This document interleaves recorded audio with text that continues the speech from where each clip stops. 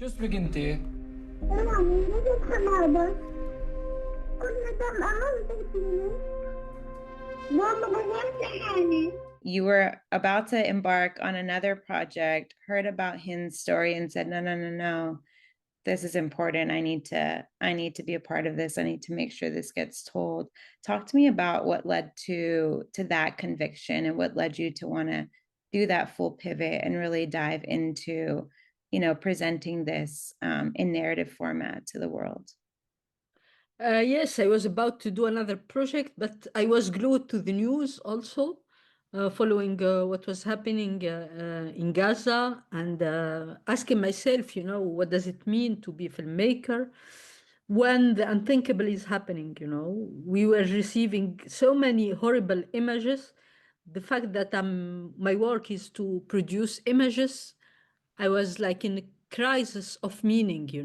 What does it mean when people are seeing those images and nobody is reacting? And so I was in this state of mind. And the movie that I was about to shoot, that I shot actually recently, was about how the story, the theme of the movie, how people don't want facts, they want to hear a beautiful story. This is what they are interested in. So I was in this moment, let's say pivotal moment of crisis of meaning, depression, and all this. And this is when I heard the voice of Hind Rajab on internet. At the time, it was shared all over internet, and it hit me so strongly because when you hear it, you can't unhear it. It haunts you. Um, and I was wondering, what can I do? What can I do? Because the movie is about this feeling of helplessness. It explored helplessness. This is a feeling that I felt. This is the same feeling that the employee of the Red Crescent felt.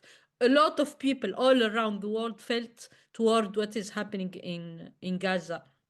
So this feeling, to not make it to how to say, um, to explore it, I needed to do a movie about it, so I can go beyond it. And this is when I made the decision to make the movie. You chose to have the actors wait to hear Hin's voice until you were actually filming on set. Talk to me about that decision and kind of what you noticed about their performances and really pulled out of them to move forward in that way.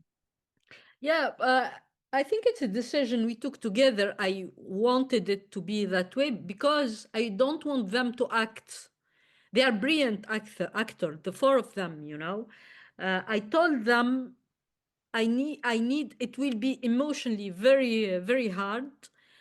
So what we will do, you'll not act. I'll not direct you. I'll not ask you for cry at this moment, be surprised at this moment. The stuff that I do in another movie, directing actor.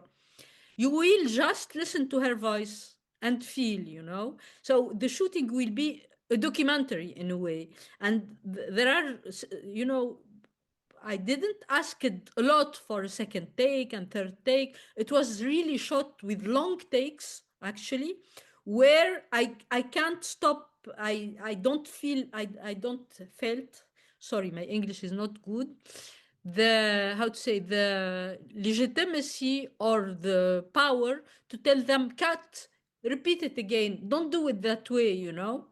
It was just we were all highly emotional, and we dealt with it. I don't know how.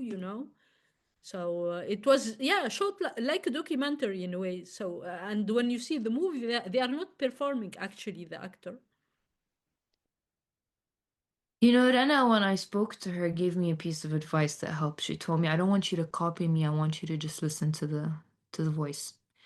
And so when I did hear Hint for the first time, I remembered Rena's piece of advice right away in that moment. And so Hind was really guiding everything. I kind of just, for me, I always say acting is not acting, it's reacting. And in that moment, I felt, even in that really film, I felt like I really practiced that part of the craft of not reacting and just reacting to what's being said. And I think it brought out a real, um, a lot of the scenes that I saw as well outside of, because everything that was between us and Hind, the phone call, it was true to the words because we would hear our characters and Hind at the same time. But everything outside of that, a lot of it was also improv. Every time the workers would speak to each other. And so even when I saw the film, I was surprised by, some of the improv scenes that were chosen. Because I think Hind really, her voice made it possible for me to tap into the type of work that I've always wanted to do, which is being as honest as possible. شايفة دول يا شاب؟ اخترناهم كلهم. 8 دقايق ممكن تكلفهم حياتهم إذا ما عملناش التنسيق وعمارة. You also reached out to Wissam, to Hind's mother. Talk to me about that interaction and kind of the conversation that led her to say, please take my daughter's story and move forward with it.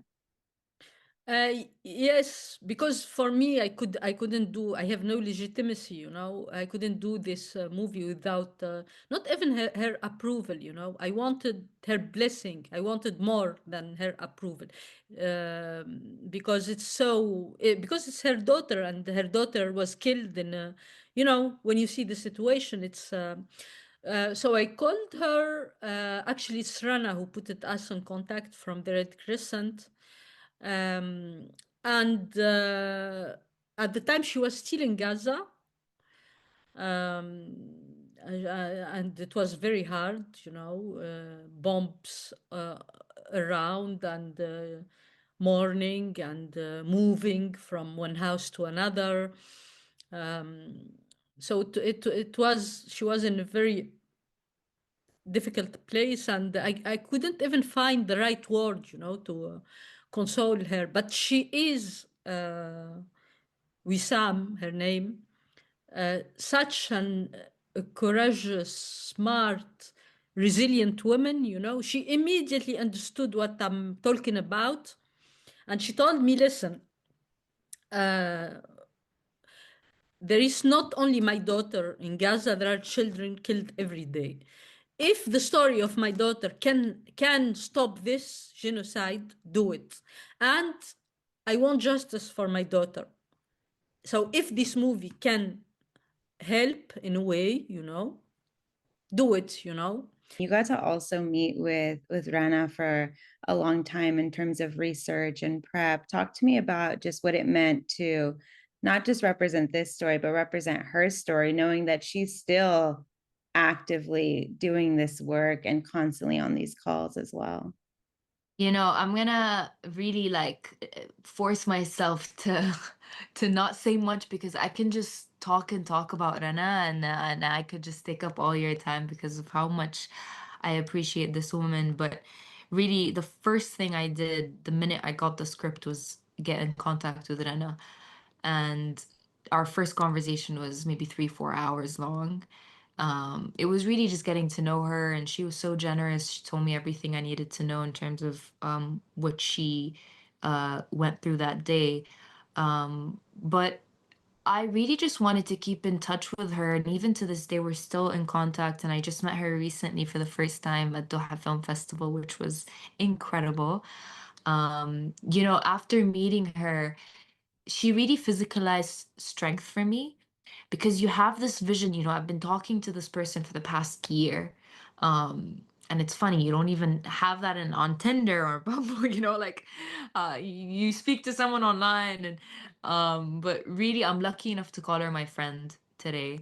And when I met her, it was it was like you know, you spend a year reading about this person and seeing them from like the news side of things, and then when you see them in person and you meet them, you're like, wait, you're really funny, and you're so real, and you're human, and then you just realize how much, you know, news dehumanized people, and it's almost a shock that someone after what they've gone through can still hold on to their soul and their personality. But you know, that's what makes you real and strong. And um you know, I think I drifted and I told you I need to stop talking when it comes to her. But really, she was it was such an incredible moment meeting her. You know, I hope that, because to me this moment was transformative, and I hope that this is what people realize as well, is also the word humanized too, because I've said this before in poetry, it's how absurd that word really is, because it's almost like saying someone doesn't qualify being human, and now they do. Now they check off all these boxes, and it's so absurd, but it's at the same time, I don't blame them for saying that, because we are, you know, we're easily influenced by social media, by the news, by everything that you read online, and so it's easy for you to get sucked into that you almost forget the story behind every number, you know. Even there's a shot in the film which to me is one of the most powerful scenes, and it's when Mahdi is explaining the pictures on his wall, and he's saying this one had, you know, this one just got married, this one had two kids, and you don't see that when you see a picture, or even when you see a number.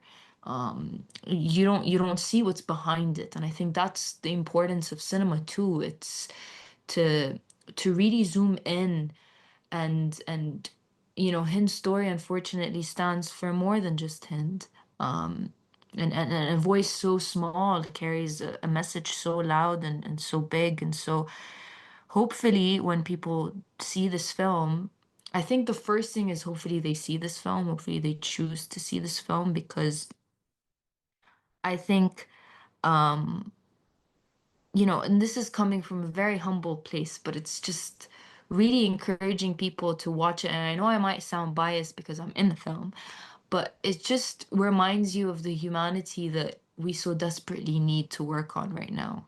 انت في التمهيدي؟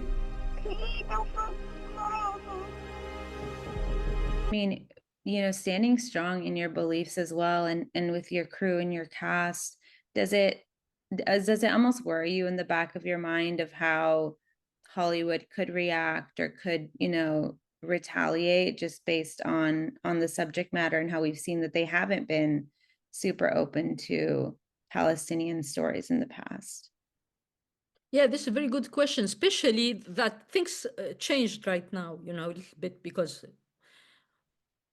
but when I started working on this project, the atmosphere was so horrible. You can't say Palestinians are human in a way, you know. When you see the discussion in the mass media, they are collateral damage, they are terrorists, they are, you know, they don't have the right to have pain, to exist in a way. So in the beginning, I knew that there are several things, you know. I knew that the movie will be scrutinized. So I did it with the idea to have a bulletproof movie, you know. It's based, every fact is based on truth. And there is investigation done by the Washington Post, done by forensic architect, you know. I did my research. I talked a lot with the Red Crescent people. So I wanted to do an impactful movie, but a movie that is rooted in truth and only in truth, you know.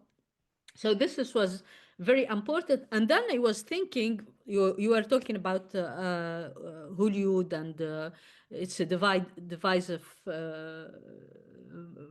matter. And I was thinking, if Hollywood and can be divided over the killing of child, this world is done, you know. It's like nobody should, you know, be like think it's divisive, the killing of, it's a line. It's like we crossed the line as a humanity, And talking about Hollywood, when we ended the editing, we were thinking that we were afraid for the movie, because it's a small movie, it's an independent movie, it can be a niche movie, it can be seen anywhere, it can be killed, easily. And we wanted also to make the voice of Hind Rajab echo outside of, the niche movie goer that can be interested in this kind of movie. So we thought maybe we'll need Hollywood, we'll ask people around us if they want to associate their name with this movie. And this is actually how we got all those executive producer, because we showed the movie around us, and we were hoping maybe for one name, like to amplify the film.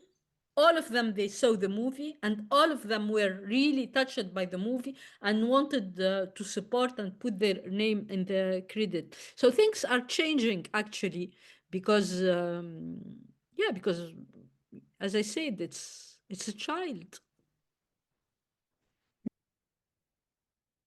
When the film was first offered to me, it was no doubt 100% jumped on it. It was an honor to be part of it, and it still is for sure. But I'm not gonna lie and say that these thoughts didn't come to mind because we do live in a world where this is the case. But I've come to terms that as long as I'm being honest with my work, I will attract people that are doing the same. And to me, that's a lot more valuable to be in network and to deal with these types of people who are authentic with what they do. And hopefully, the right things will come along. And I'm really trusting that if I'm following what my heart wants to do, and if I'm being honest with that, then that's all I can really do right now. What went into the research, from the phone calls with the Red Crescent and Rana and the rest of the team to, making sure that everything was play by play of what we saw kind of unravel online with Hind's story? Yeah, there was, as I said, the Washington Post, they did a great investigation, but also the forensic architect, those were elements that I based but me, I had a direct contact with the real protagonist of this story. So I talked a lot with the 4 Red Crescent employee, but not only them, the people around them, to understand how it works, the coordination, the laws, the Ministry of Health, all those, systems, to just understand how things work. And I was recording every time, so I can have a transcript of everything they said. And I worked like this. And the recording was the main element. And in the recording, actually, you have everything. The beginning of the recording is the killing of Layan, the cousin of 15 years old. She say, "Hello, the tank is here." We hear the shots and her horrible shouting, and she dies on the phone. And then we have all the conversation with him talking about the tank. The tank is coming. They are shooting at me. And at the end, we have in the recording the voices of the rescuer, Zainu, saying, there she is, the car. And we hear the bomb, you know. So already in the recording, you have all the proofs of this killing. Then you have, the archival images of what they found 12 days later, the ambulance, the car, all the bullet in the car, everything, yeah. هند احنا جايين ناخدك احنا كنا دم أمام فيني أنا بكون محزونة عايزة ينيني بس لسه في فضا، لسه معنا وقت. I'm very grateful really because, you know, I think I've said this before, but I think it's important for those that choose to look away to see the film. And with now US distribution, this can really help, you know, kind of expand the reach. And I can talk about this film for as long as possible, and it's the least I can do, but at the same time I'm just one person, and so it's important to have this kind of backup um and to have their, you know, their voice included. So I'm grateful that now it's going to be screened in this in the US and really everywhere now, because it's already started in Europe and Italy and in Spain and in France, and so and Greece and a bunch of different other places. But it's I'm glad that people are, you know, even those that are sharing on socials saying that, you know, you need to see this film, whether you are on a political side or even if you're neutral or whatever your stance is, you really need to see this film, and then you get to, and then like judge and decide. And I think that's what's exactly I was hoping people to say, because you know, a lot are choosing also to not see it based on what, you know, what they know of the story, or, you know, any preconception they might have. So um I'm glad that people are leaving the theater with that notion, regardless of how you know, people are feeling different things. You know, it's bringing out either frustration, anger, um people are coming out, you know, with no words, some are crying. So it's it brings out different sides to you, but I think that's the beauty also of um our humanity as a whole. Like we don't all get affected in similar ways, and it just shows you if you are getting affected, then I think cinema's doing what it needs to be doing. It's tapping into the internal you know, internal human side that I think we need from every single person, like to remind you that you're still human, you still have feelings, and they do too. And you don't need to be Palestinian, Arab, Muslim. You don't need to be from that part of the world. You just, yeah, you just need to be human. I want every American to watch this movie. I don't want only American who are interested in the Middle East to watch it, or American who love movies, foreign language movies, you know, all those niche things. I want regular, normal American to watch the movie, because I know that American knows almost, not all of them, no, but they need to know what does it mean to be Palestinian, you know? And this is cinema can do it in a great way, because it gives you the possibility, the space of living the otherness, being the other that you don't know. And, you know, human brain, when you don't know something, you are scared, you know, about it, you know, it's suspicious automatically, you know.